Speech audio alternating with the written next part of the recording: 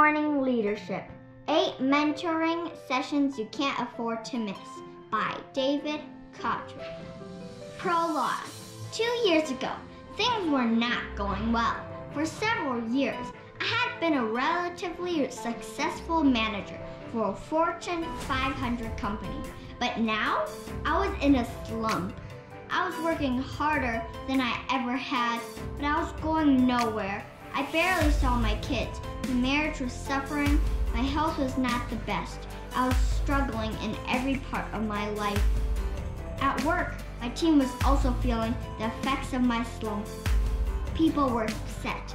Business was slow, real slow. And the pressure on us to improve performance was rapidly hitting the unbearable level. To be honest, I was ready to give up, because my doubts about my leadership abilities were overwhelming the confidence I once had. My questions outnumbered my answers. What if I wasn't the right person for a leadership position anymore? What if I had been successful in the past because of a great economy? What if I was just extremely lucky? I was at a loss. I was at the point where I needed to talk to someone who will listen and offer suggestions without judging me. One Saturday on a golf course, I saw a friend of my dad named Tony Pierce. Tony was a successful, semi-retired business leader who spent his time writing books and coaching top executives. I'm still not sure of his age. He looked only a few years older than I, but he was definitely light years ahead in experience. Success had not changed Tony one iota. His warm personality, athletic good looks, and charismatic personality were already legendary around our community. Before his retirement, Tony was a turnaround specialist, someone who was able to rescue companies from bankruptcy and led them to profitability. He had been honored twice by various national organizations as Entrepreneur of the Year. He had been honored twice by various national organizations as Entrepreneur of the Year and was currently serving on a business council to develop a code of integrity for business executives. During the course of his career, Tony had made millions. He was highly respected in the community because he gave so much of his time and money to help others. His integrity and ethics were above reproach. My grandfather would have called him a real gentleman. My father had the utmost respect for Tony and had often called upon him to serve as a sounding board during his own business career. Tony was the type of person I aspired to be. Wise, respected, confident, and highly sought after speaking and mentored. But right now, I was a long way from becoming the person I wanted to be. When I graduated from college, Tony wrote me a congratulatory note that, for some unknown reason, I never threw away. Dear Jeff, congratulations on your graduation from college. You have completed a wonderful period of your life. Now the learning really begins. I know you will be successful in the field that you choose. If you ever want to talk about personal or business issues, I would be honored to allow you to learn from my experiences.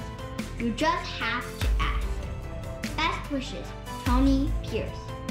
Tony had not seen me at the golf course, and it had been a few years since we had talked. I wondered if he would even remember me if I called him. I also wondered if he would take the time to meet with me, since he was in such high demand by executives of major corporations all over the country. After debating whether or not to call him, I finally decided that I had nothing to lose. My life was careening out of control and something needed to change. I made the call.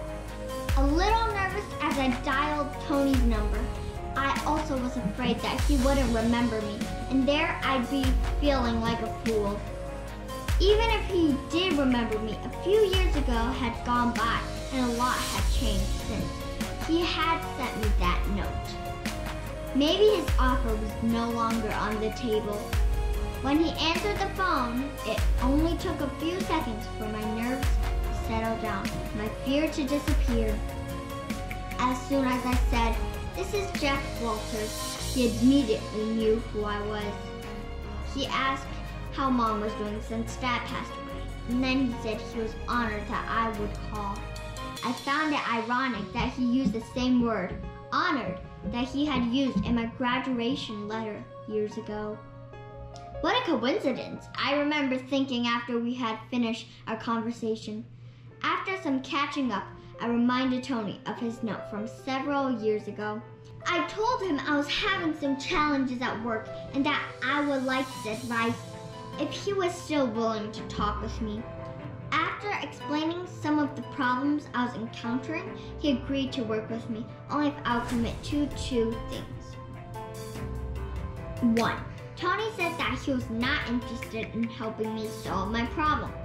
He was interested in helping me become a better person and leader, and that would require spending some significant time together. If I would commit to meeting with him every Monday morning for 8 weeks, he would be glad to help. 2nd, Tony also asked me to commit to teach others the lesson and experiences that he would be sharing with me. He said none of my problems were unique and that the others could learn from my experiences. I was elated Tony consented to work with me, one-on-one, for 8 weeks. I asked if we could meet on Fridays instead of Mondays, but he said his schedule would not allow. So I agreed to both of his requirements.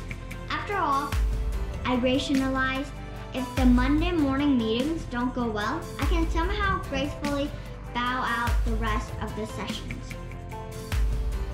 As it turned out, those 8 meetings, my Monday mornings with Tony, were the best meetings I have attended in my life. The thought of gracefully bowing out of the sessions never again crossed my mind. As far as my second commitment to teach others, that is my reason for writing this book. I am honored you are investing your time in reading Monday Morning Leadership, and ask you in turn to teach others the wisdom Tony shared with me. Enjoy the journey, apply what you learn, continue to grow as I share my Monday mornings with Tony.